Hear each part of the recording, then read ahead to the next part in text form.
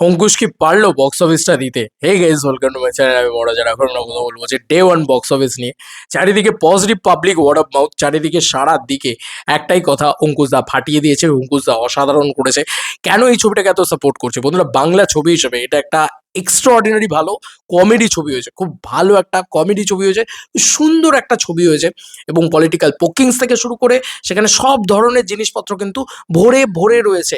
মানে একটা আদ্যপান্ত বাঙালিয়ানা ভর্তি ম্যাডকের মতন একটা কনসেপ্ট নিয়ে একটা দুর্দান্ত কমার্শিয়াল ছবি, একটা দুর্দান্ত কমেডি ছবি, একটা দুর্দান্ত সিনেমা। লাস্ট 5 ইয়ার্স কেন, লাস্ট 10 ইয়ার্সও এত ভালো কমেডি ছবি আমি তো বাংলায় দেখিনি। এবং অঙ্কুশদার কেরিয়ারে ওয়ান অফ দ্য বেস্ট ফিল্মের লিস্টে এই ছবিটা প্রায় ওপরের দিকের র্যাঙ্কিংয়ে থাকবে। ঠিক আছে, এটা আমার বড় বড় কথা। কেন এই কথাটা বলছি, এই যে বক্স অফিসের নাম্বারসটা কেন বলছি, কিছু কিছু জায়গায় আমি বলছি, আমি নিজে গুডউইন সিনেপ্লেক্স শ্রীরামপুরে গেছিলাম, সেখানে আমি লক্ষ্য করে দেখতে পেয়েছি যে অ্যাডভান্স বুকিং বা বুকমাই শো থেকে কিন্তু আমি খুব একটা কিছু দেখতে পাইনি। আমি নিজে দেখেছি প্রায় 15 থেকে 16 জন লোক কিন্তু সেখানে ছিল। তো সেখানে ওই অতজন লোক কোথা থেকে এলো? তো আমি যখন দেখতে পেয়েছি তারা কিন্তু স্পট বুকিং করেছে, আমি নিজেও স্পট বুকিং করেছি। এরকমভাবে আমি মুর্শিদাবাদে মৈনাক এক্সপ্লেনের তরফ থেকে দেখতে পেলাম, মানে ওর চ্যানেল আছে ইউটিউবে, দেখতে পারো এবং ওকে জিজ্ঞাসা করে নিতে পারো। ও আমাকে বললো যে আমি না, আমার এখানে কোনো ছবি, ইয়াশদা বা বনিদা বা অঙ্কুশদার প্রিভিয়াস কোনো ছবি আমাদের এখানে এরকমভাবে চলে না। ও বহরমপুরে থাকে, তো বহরমপুরে এত ভালো চলেছে সিনেমাটা নাকি যে ওটা কিন্তু বক্স অফিসে এফেক্ট ফেলেছে। কিরকম বলছি, স্পট বুকিং, মানে ওরা 3 জন ছিল, ওরা 3 জন কেটেছে, ওরা ভেবেছিল 3 জনই চালাবে না হয়তো শোটা, কিন্তু তারা সেক্ষেত্রে কিন্তু শোটা চালিয়েছে, কারণ 15 থেকে 16 জন প্রায় স্পট বুকিং করেছিল। তার মানে মানুষের কিন্তু এক্সাইটমেন্ট জেগেছে যে এই সিনেমাটা দেখতে হবে। তো এটা ওপেনিং ডে এর গল্প ছিল, কিন্তু আজকে ওয়ার্ড অফ মাউথ কিন্তু স্ট্রং হয়ে গেছে।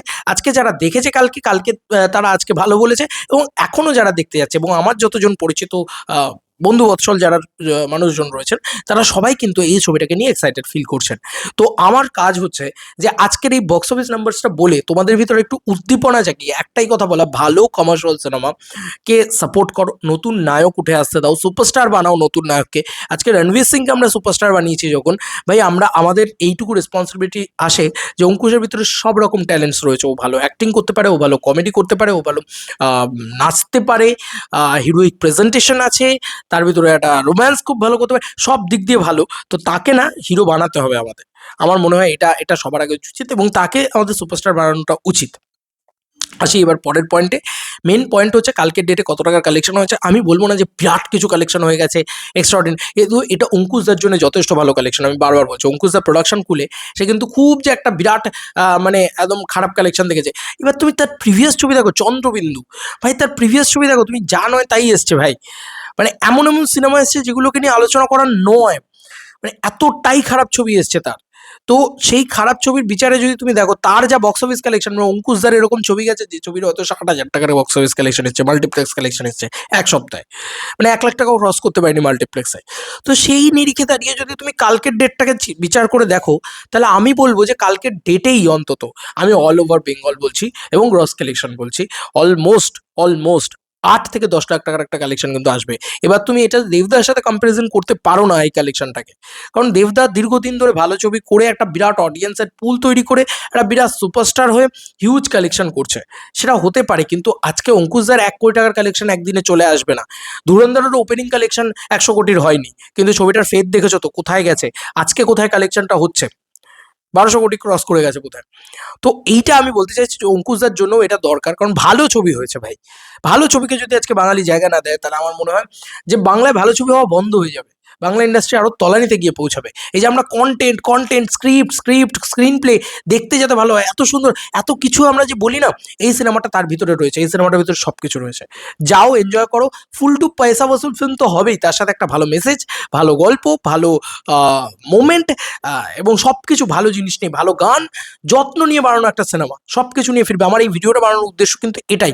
আমি 2 টাকাও হয়তো এই ভিডিওটা থেকে কামাতে পারবো না, কিন্তু আমি অঙ্কুশদাকে এই কারণে সাপোর্ট করছি যে ও একটা ভালো সিনেমা বানিয়েছে, আর কিচ্ছু না, একটা ভালো সিনেমা বানিয়েছে। এই সিনেমাটাকে বেশি মানুষের কাছে পৌঁছে দেওয়াটা ভীষণ ভীষণ ভীষণভাবে জরুরি, এবং আমি আমার তরফ থেকে সব রকমভাবে চেষ্টা করছি।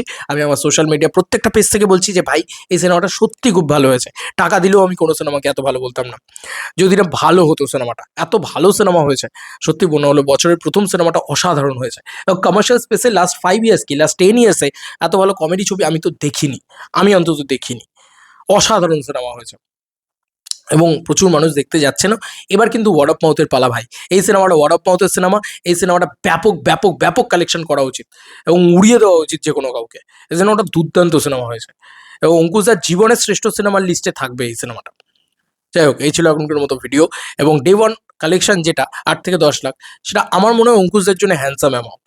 আমার এটা প্রেডিকশন, আবারও বলছি, এটা কিন্তু এটাই যে নাম্বারস, এটাই এটা আমি বলছি না, এটা আমার প্রেডিকশন। এবং আমি মনে হয় যে মানে আজকের দিনে এই নাম্বারসটা ডাবল হতে চলেছে, কারণ আজকে কিন্তু ওয়ার্ড অফ মাউথটা বাড়বে এবং এটা হোক, আমি চাই ডবল হোক। বাংলার পাবলিক পারে ভালো বাংলা সিনেমাকে জায়গা করে দিতে। যদি ভালো বাংলা সিনেমাকে সুযোগ না দাও, তাহলে কিন্তু কালকে গু গোবর বাংলা সিনেমা হবে, তখন তোমরা কমপ্লেন করতে পারবে না যে কেন এই ছবি হচ্ছে, কেন ওই ছবি হচ্ছে। ভাই, কন্টেন্ট এসছে একটা ভালো, সেটাকে যদি না দেখো তাহলে আর কিছু বলার নেই। এবার বাদ বাকি চয়েস তোমাদের। এবং আমার মনে হয় যে হল ভরিয়ে প্যাকড হলে এই সিনেমাটা যদি মজা করে দেখো, সিরিয়াসলি বলছি, এই সিনেমাটার যা মজা রয়েছে সেটা দ্বিগুণভাবে পাবে এই সিনেমাটা বড় পর্দার সিনেমা। চলো বন্ধুরা, নতুন কোনো ভিডিওতে দেখা হবে। Bye bye.